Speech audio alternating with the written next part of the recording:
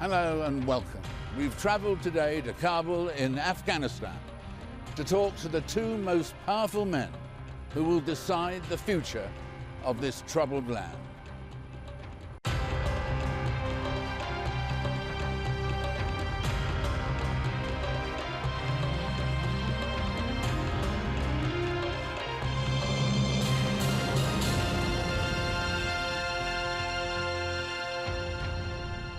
Well, today, Frost Over the World welcomes you, as I mentioned, to Kabul in Afghanistan, where we're going to be talking to the two most powerful men in the future of Afghanistan. First of all, there's General David Petraeus, the most respected soldier in America and head of the overall forces here in Afghanistan. And in addition to him, an exclusive interview also with the man who is president of Afghanistan, Hamid Karzai. That's the two of them coming up now in this show, the whole of the programme. But first, let's just take a reminder for a moment or two of what's been going on and what's been going wrong in this country just lately.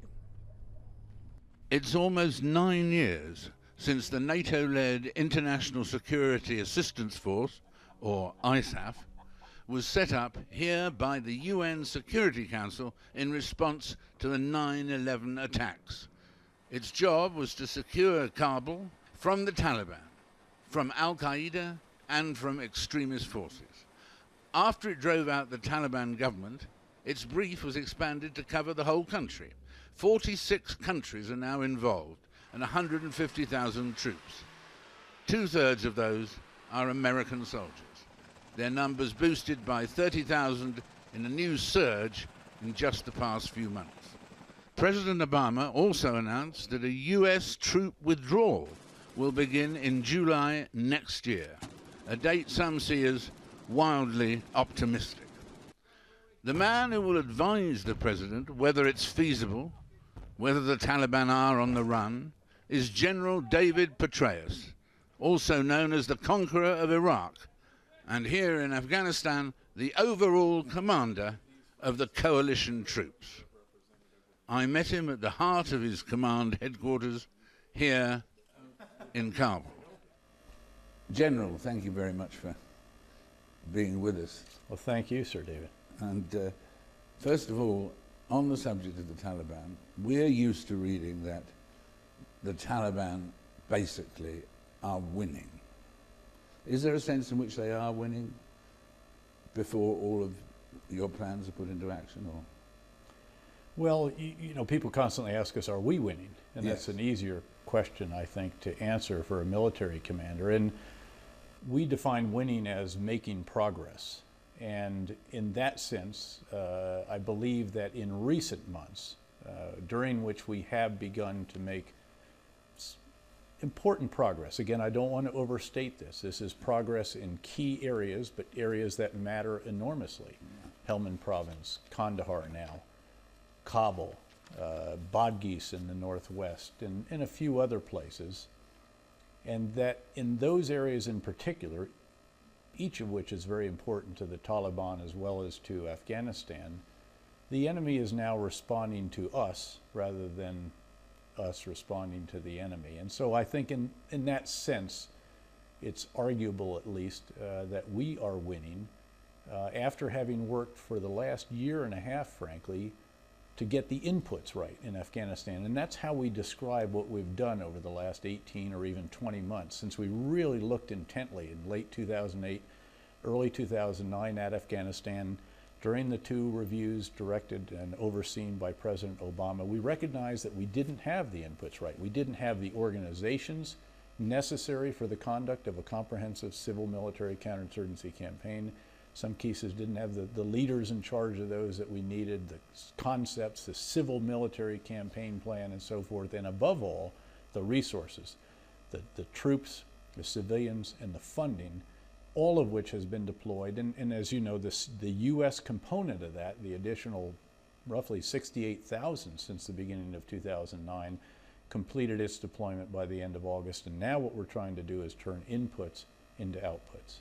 And at the moment, there was a headline, for instance, surprise headline, because most of the headlines have been gloomy, but just before the weekend, Taliban, this is the Times, Taliban on verge of collapse after surge success, allies insist.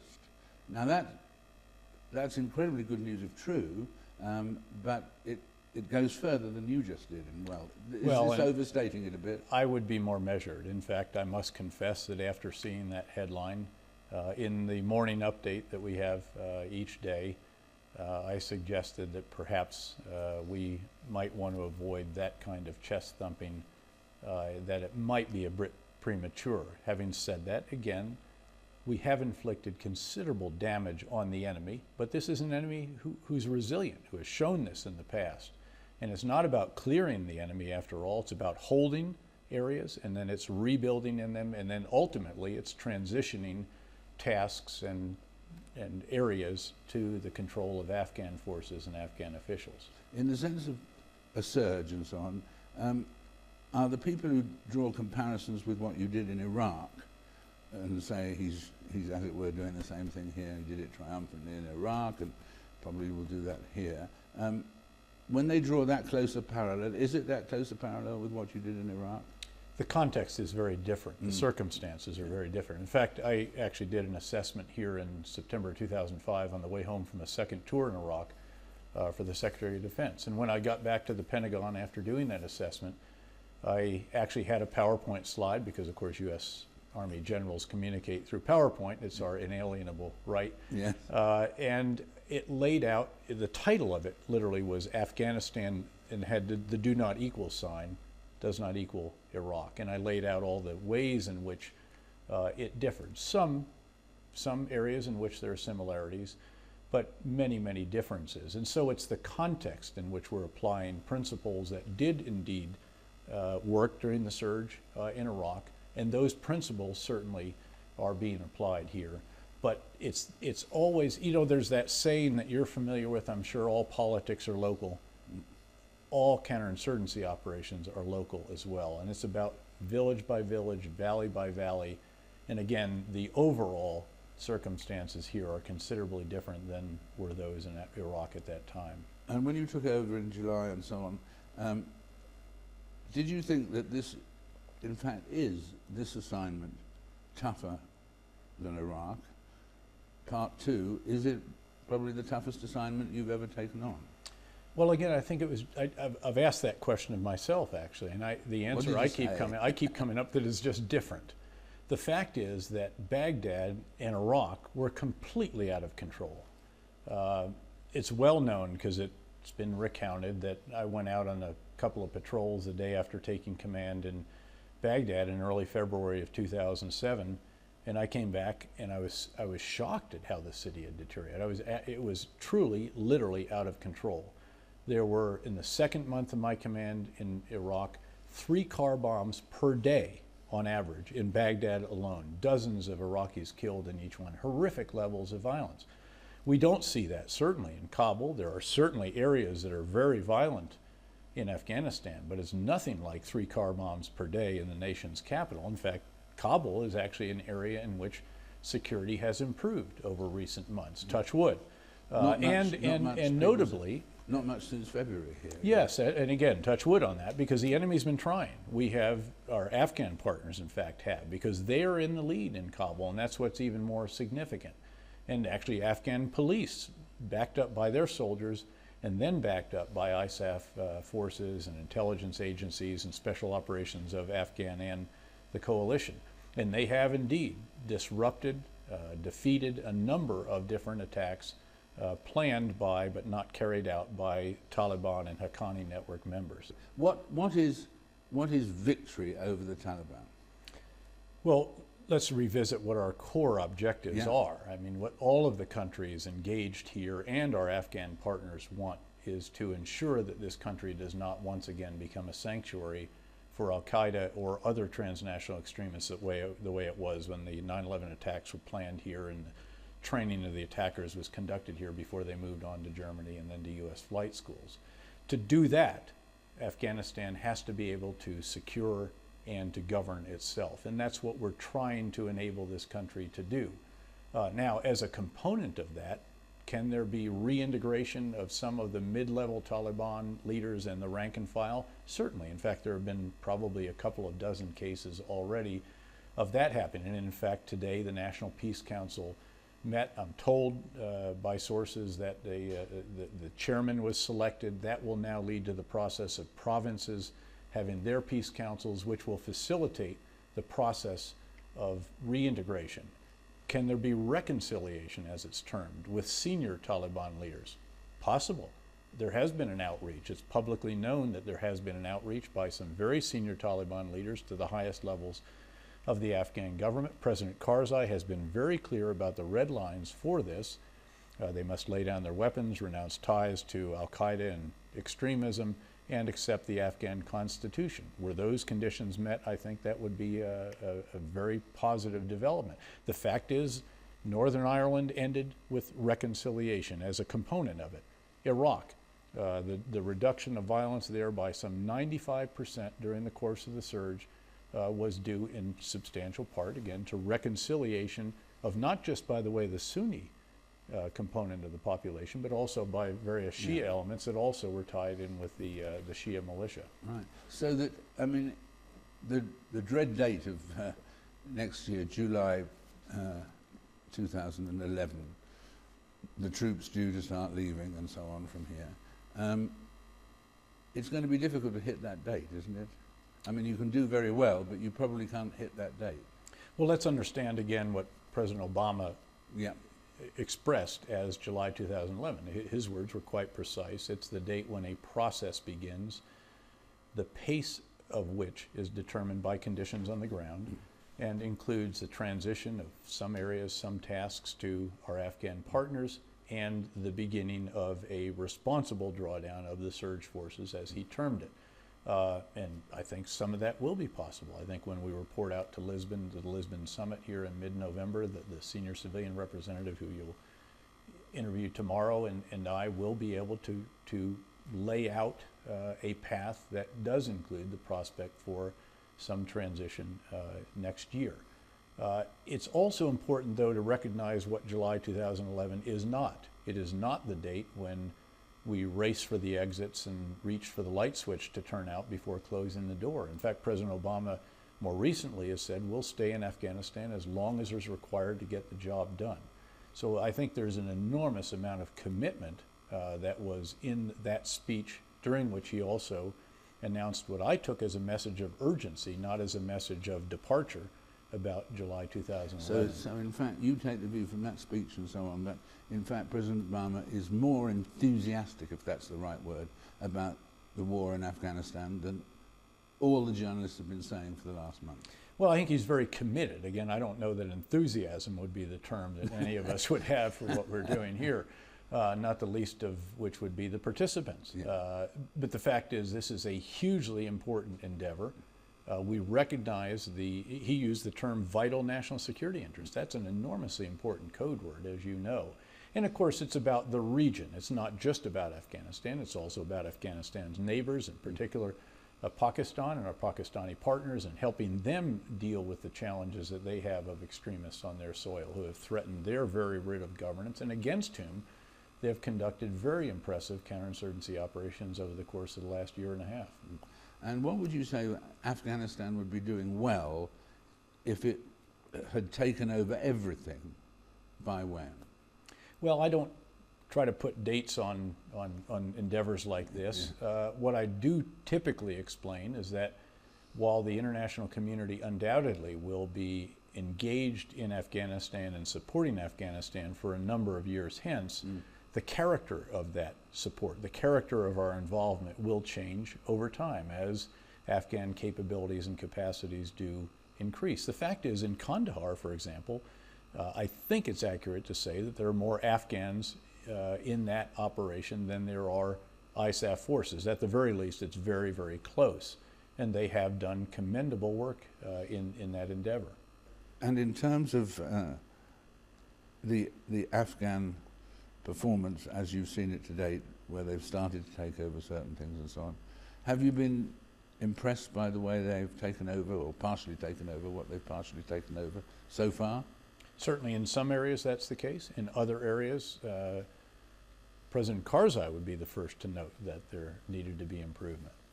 So I think the best characterization would be to say that the performance is growing, it is improving, but it is still uneven.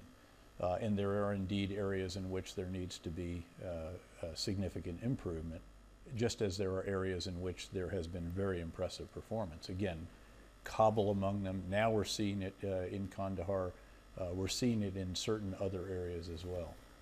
And in terms of, do you have any feeling, General David, on how many fighting Taliban there are and how many Taliban supporters there are? I guess you don't know the It's very difficult. We have estimates and so forth, because what you have is a situation where some individuals are $10 a day Taliban. In fact, a lot of the rank and file are $10 a day Taliban. These are individuals who are trying to survive in areas in which the Taliban may have influence, presence.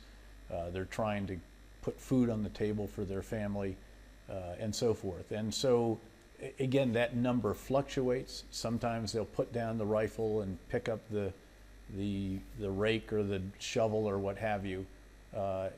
What we do know is that the senior leaders of the Taliban, the most senior leaders, rarely set foot in the country. And it is very few of them above the level of shadow provincial governors who actually have a presence in the country. And where does Al-Qaeda fit into this? I mean, the concentration we all have in terms of Afghanistan is on the Taliban, obviously, but to what extent is Al-Qaeda still a force in this country, here in Afghanistan, as well? Or has it moved on to other bases? Well, Al-Qaeda, obviously, in the wake of the 9/11, in the wake of the operations conducted in Afghanistan, was considerably disrupted, found new sanctuaries in the very remote and rugged areas of the border areas, and it has been under considerable pressure there as well. Having said that, there is no question of the symbiotic relationship, as Secretary Gates describes it, between Al-Qaeda, the Afghan Taliban, the Pakistani Taliban, the Haqqani Network, Commander Nazir, and a variety of other groups, some of which are transnational in nature as well. Let's remember that it was the Pakistani Taliban that was linked to the individual who tried the Times Square bombing. So there are other transnational groups beyond Al-Qaeda. Moreover, because of the pressure placed on Al-Qaeda in the federally administered tribal areas, a combination of Pakistani campaigns and other campaigns, some Al-Qaeda elements have actually returned to very rugged and mountainous areas of Afghanistan and the Far East. In fact, we just killed the number 3 Taliban leader, Al-Qaeda leader inside Afghanistan about 2 weeks ago in a strike out in Konar province. Emotionally, it must be a very roller coaster demanding life. Well, it is. And again, occasionally folks in your line of work ask whether, do you get hardened to casualties? And certainly that has never been my experience. Each one is difficult. It never gets easier. If anything, in fact, I think sometimes in a very bad stretch it can actually accumulate. We have to watch this, in fact, in time. Some units where the leaders of these units have, you can see, you can feel, in fact, the impact of the losses on them, and very, very important to spend time with them. And we've seen over the last month or two a clash, alleged strong clash between the civilian decision makers in Washington and the military ones, in the sense that the military felt we should be here for longer, not shorter periods of time, and so on. Is that a natural clash that will continue forever, or do you think that will be resolved? I'm not at all certain that there's anything natural about, if you will, clashes. And in fact, I think, to be candid, that sometimes more is made of this perhaps than might have been. Yeah. Personally, as an old, one-time professor, I find the kinds of debate and discussion that we were able to have during the reviews conducted by President Obama, for example, as very useful. and it sharpens very much the approach. It forces you to up your game, as they say. You know, President Obama very skillfully guides these sessions that he conducts to bring out all views and to make sure that no assumption goes unchallenged. And at the end of the day, then to be satisfied very much, I think, with the policy decisions that he makes, which we then all naturally support at the end of the day. That's what we do. And doing this job, this demanding job, what is the quality that the man commanding this operation in Afghanistan, what's the quality you most need to have, most should have in order to stay on an even keel and so on? What is the most vital quality for a military leader to have? Gosh, I don't know. I mean, I get the biggest quality is to be surrounded by great people. Yes. The truth is that, you know, folks say, my goodness, General, you're carrying this incredibly heavy rucksack of responsibility. And my response is, I'm not doing it alone. This is not about one person. It's not even about one country. It's about a team of teams of all of the international partners engaged in this with our Afghan counterparts. Obviously, there's a degree of determination that's required. I'd like to think that my old Dutch sea captain father imparted a bit of perhaps useful stubbornness in that regard as well. I guess I'd like to think there's got to be a degree of intellectual flexibility and so forth, because you're constantly testing your propositions and challenging, indeed, whether there need to be tweaks, refinements, overhauls, and all the rest of that. But again, I'd leave it to others to perhaps describe what maybe folks sitting in this chair need to have. Yeah. And you have sort of made clear recently that those people who dream of you taking over as President of the United States better have another thing coming, because it seemed to me from the quotes that you absolutely tried to close off every loophole whereby you could still be president. I absolutely have, and I've even resorted to quoting from a country music song in which the female singer asks, "What about no, don't you understand?" It's been a little bit inexplicable to me that folks seem to believe that no really doesn't mean no, but I can assure you in my case it does. And why did you reach that decision of no? Well, I really have chosen to serve my country in uniform, and to serve now the alliance in uniform. That's the height of my I guess, aspirations. I'm focused on Afghanistan, not what's over the horizon, and it certainly has no elective office out there beyond the horizon. We wish you all the best, and thank you very much indeed for being with us today. Well, thank you, Sir David. Great to have you with us. Thank you very much. You bet. Thank you. Our thanks to General David Petraeus. Next week in the programme, we'll be talking to Mark Sedwill, who is the civilian equivalent of David Petraeus, out here for NATO. And we'll be talking, in addition, to someone who was a leader of the Taliban, now an ambassador of the Taliban, Mullah Zaif. The Americans, they are interested in that. When we are sitting with some people, they are mentioning that we want long-term friendship with the people of Afghanistan. But I'm in the doubt. This is friendship to kill the people? No. What kind of friendship do you want? Maybe a partnership for economy do you want, and I'm suspicious that they want to stay for a long time. More of the Mullah next week. But right now, immediately after the break, as I mentioned, we'll be talking to President Hamid Karzai, exclusively from his palace.